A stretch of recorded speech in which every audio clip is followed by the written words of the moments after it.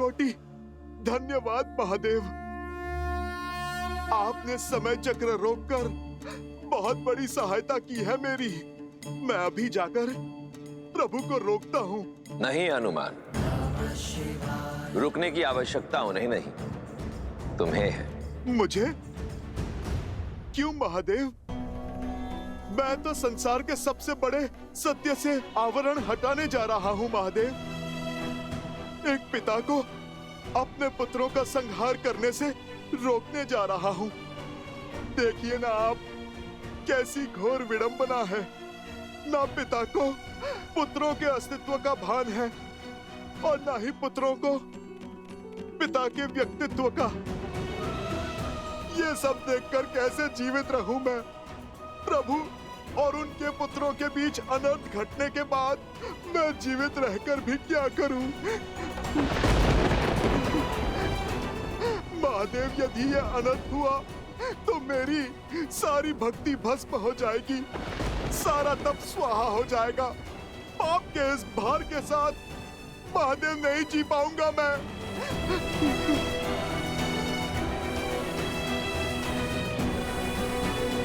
शांत हो जाओ हनुमान, शांत हो जाओ। जो घट रहा है वो लेख नियति का है, उस नियति का जिसे संसार के संचालक नारायण ने स्वयं निश्चित किया है। और नियति के समक्ष संसार के सभी प्राणी विवश हैं, फिर वो चाहे नर रूप में नारायण हो या उनका भक्त। किंतु महादेव। हनुमान, तुम मेरे अंशावतार हो और मेरा अंश संसार के संचालक नारायण द्वारा रचित नियति में बाधा कैसे बन सकता है? आज तुम बहुत बड़ी भूल करने जा रहे थे हनुमान। त्रिकालदर्शी वाल्मीकि को दिया अपना वचन तोड़ने जा रहे थे, इसीलिए मैंने तुम्हारी ध्वनि को बीच में ही रोक दिया, तुम्हारे सत्य को उन तक पहुंचने नहीं दिया। हनुमान, जो घट रहा है उसे घटने दो। मेघ से कब तड़ित गिरेगी हम नहीं जानते। जो तुम्हारे वश में नहीं, समझ लो उसे नियति ने अपने वश में ले रखा है। इस घटनाक्रम पर अब मेरा भी कोई वश नहीं। यूं समझ लो हनुमान कि रामायण को संपूर्ण होने से अब स्वयं मैं भी नहीं रोक सकता। ये युद्ध जितना लव कुश के लिए आवश्यक है, उतना ही आवश्यक श्री राम के लिए भी है, क्योंकि अब ये युद्ध ही उन्हें पूर्ण सत्य तक पहुंचाएगा। महादेव, भरत भैया, शत्रुघ्न भैया, महाराज विभीषण, महाराज सुग्रीव और राजकुमार अंगद ये अपनी मूर्छा से बाहर कैसे निकलेंगे महादेव? ये वार कैसे सह पाएगी अयोध्या? सब कुछ समाप्त हो जाएगा महादेव। आप इस घटना के क्रम को रोकिए। मैं तुम्हारी व्याकुलता को समझता हूं हनुमान, किंतु जीवन का कटु सत्य यही है कि नियति के समक्ष हम सब विवश हैं। जिसे तुम अनर्थ समझ रहे हो वो वास्तव में संसार के समक्ष एक महान उदाहरण बनकर प्रस्तुत होगा। इसलिए विश्वास की डोर को थामो और धैर्य के साथ नियति के घटना चक्र की ओर देखो। नहीं महादेव, रुकिए।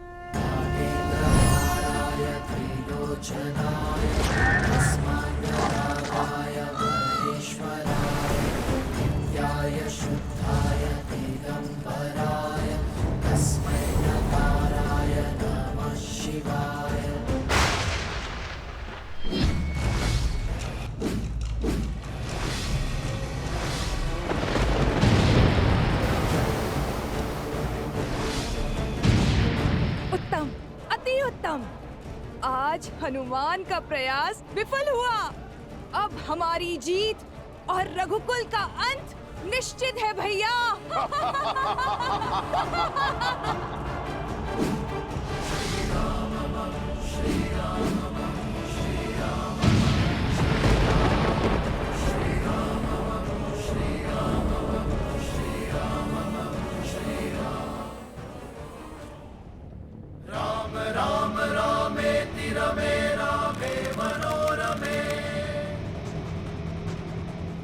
कह गए महादेव। इतना बड़ा अनर्थ देखते रहने के लिए मैं कैसे जीवित रहूं? मैं कैसे देखूं ये अनर्थ महादेव? कैसे देखूं ये अनर्थ में?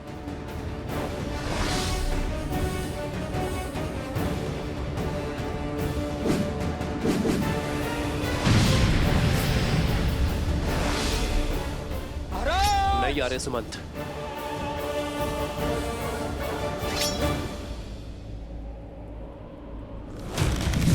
मैं आपकी व्याकुलता समझता हूं, किंतु दो योद्धाओं के बीच हस्तक्षेप करना अधर्म है।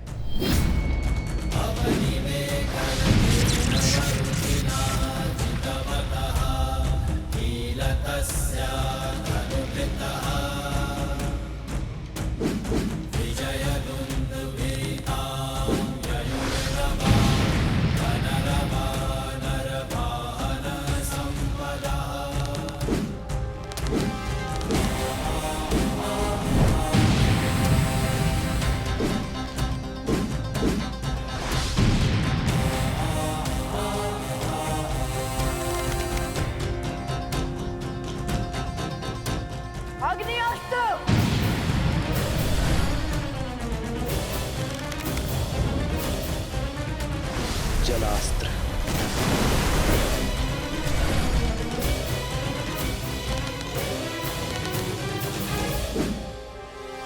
भौमास्त्र।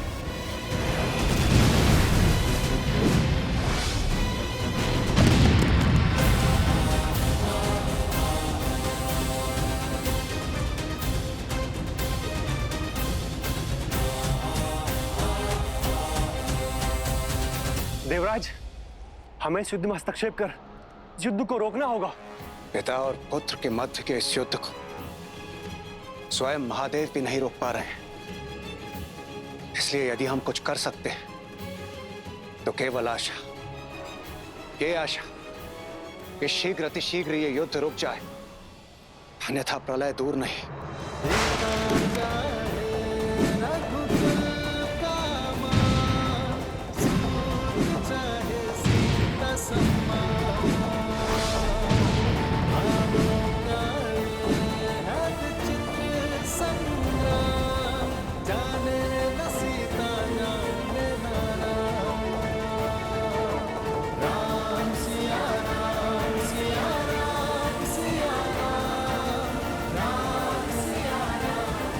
आर्य, ये नियति ने हमें किस धर्म संकट में डाल दिया है। अयोध्या से निकलते समय इतनी दूर आ गई थी जहां अयोध्या की स्मृतियां तक न पहुंचे। वर्षों वियोग सहा, किंतु इतने वर्षों के बाद विरह की असहनीय पीड़ा सहने के बाद अब भाग्य ने आपको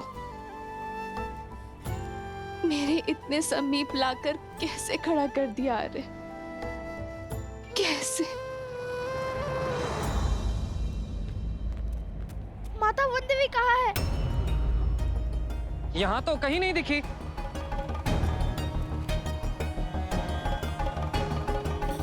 भाभी श्री, माता वनदेवी कहाँ है?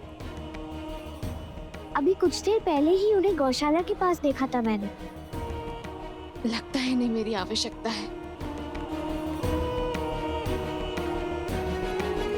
चलो, ये उत्तम है। माता वनदेवी यही आश्रम में व्यस्त है। जब तक लवकुश न आ जाए हमें तनिक सतर्क रहना होगा। चाहे जो हो जाए, वनदेवी आश्रम से बाहर नहीं जानी चाहिए।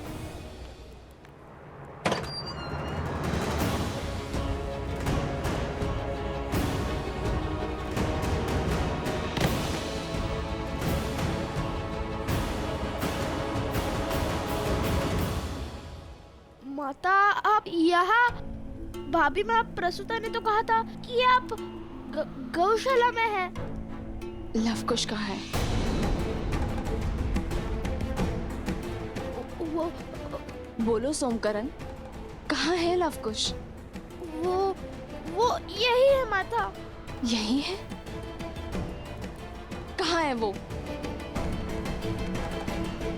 अध्ययन कक्ष में है। रामायण को संपूर्ण करने में जुटे हैं।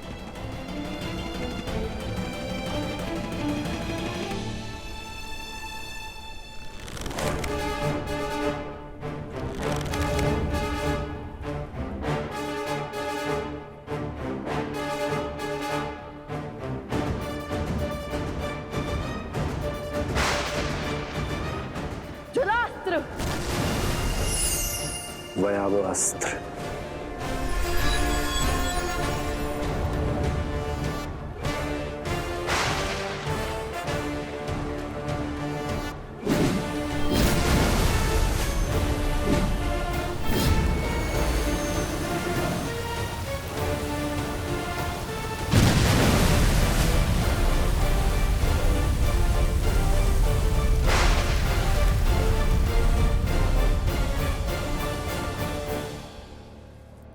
अध्ययन कक्ष में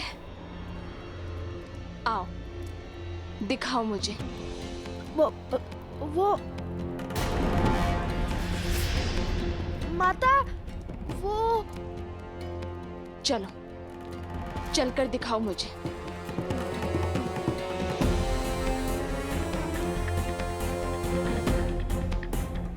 हे ईश्वर, अब क्या होगा?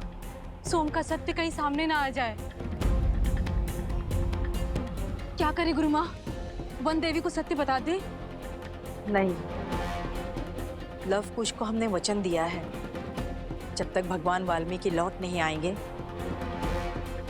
हम मौन साधे रहेंगे, वन देवी से कुछ नहीं कहेंगे। किंतु अब हम क्या करें गुरु माँ?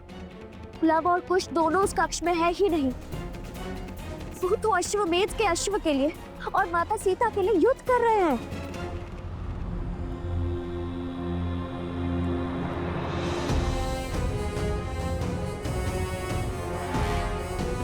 भगवान वाल्मीकि के आश्रम में सौगंध की अवहेलना नहीं होगी। हमें अपने वचन का निर्वहन करना होगा। मुझे चिंता केवल सोमकर्ण की है, कहीं वो भय में सत्य न कह दे।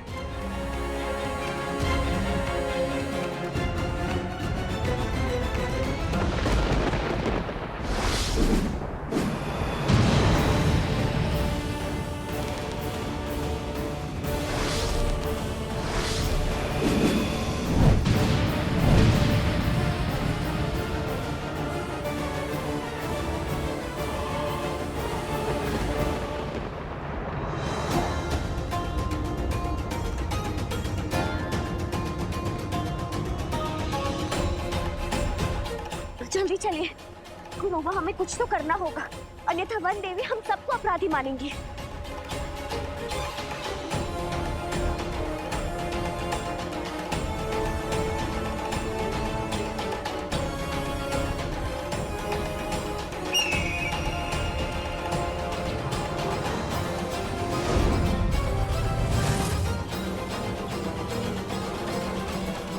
ये क्या बाधा आ गई है भैया? यदि सीता को सत्य का भान हुआ तो वो राम और लवकुश का ये युद्ध रोक देगी।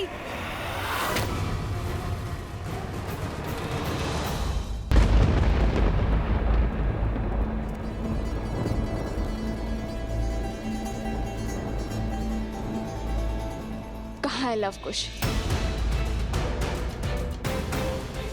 यहाँ तो कोई नहीं है।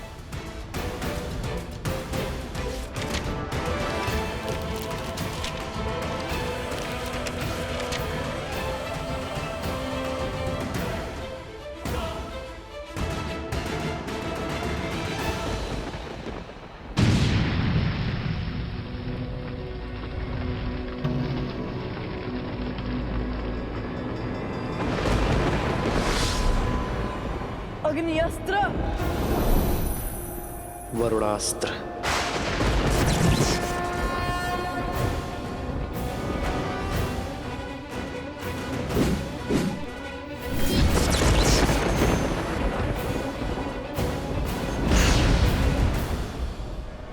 नागपाश।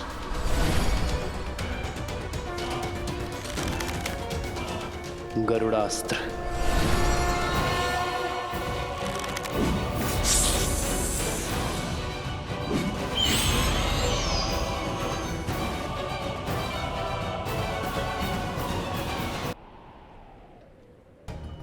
उत्तर दो मुझे सोम, कहाँ है लवकुश?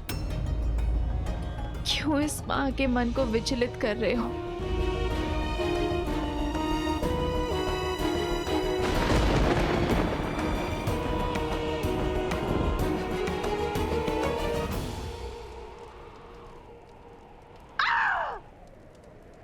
हर दांव विफल हो रहा है। एक एक करके सारे धागे खुलते जा रहे हैं भैया। निश्चिंत रहो बहना, युद्ध भीषण मोड़ ले चुका है। हमें शीघ्र ही उचित अवसर मिलेगा। राम की अयोध्या पर प्रहार करने का। इस मौन का क्या अर्थ है सोम? उत्तर क्यों नहीं दे रहे हो तुम? सत्य क्यों नहीं बता रहे हो?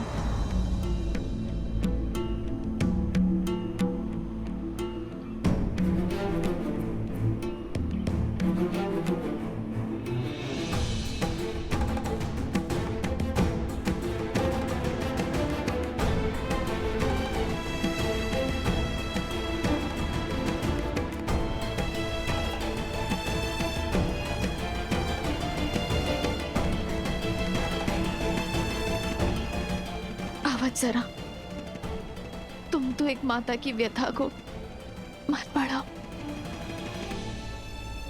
मुझे लवकुश का पता बताओ। वो देवी, वो दोनों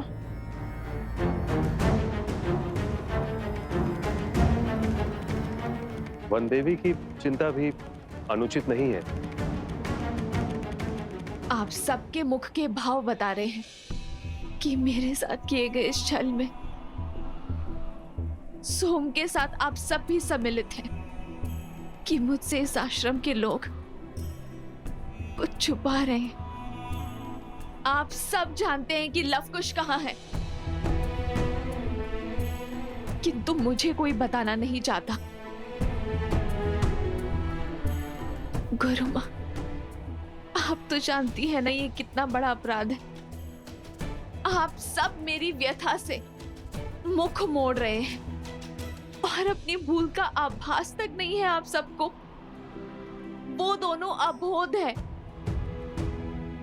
यदि बालपन में कोई भूल कर बैठे तो, यदि किसी अनर्थ को ललकार बैठे तो कौन लेगा इसका उत्तरदायित्व? बताइए मुझे, लवकुश कहाँ है? वन देवी ही सीता है, श्री राम की अर्धांगिनी सीता है वो, सीता। ऋषिवर, आपके होते हुए यह अनर्थ कैसे हो गया ऋषिवर? आप तो इस संसार में सत्य की मूर्त माने जाते हैं ना। मेरे पुत्रों का सत्य बताइए ऋषिवर, बताइए ना कि मेरे पुत्र मुझसे क्या छुपा रहे हैं। माता वन देवी,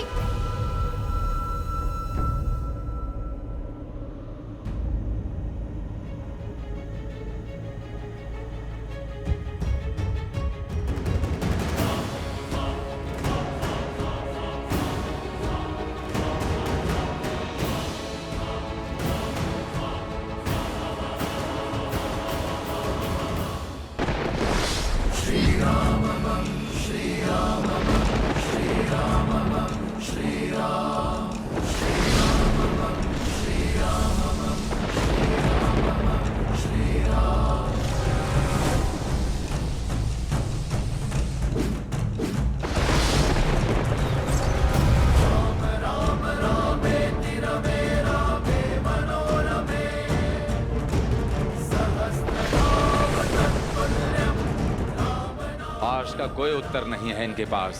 भैया, इस आकाशीय तड़प को सहन करने वाली शक्ति केवल भूमि में है।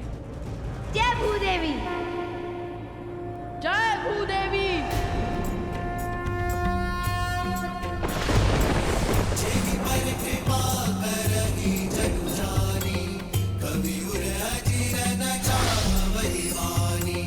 देव शिशु जन विलाति सूरा कल्पना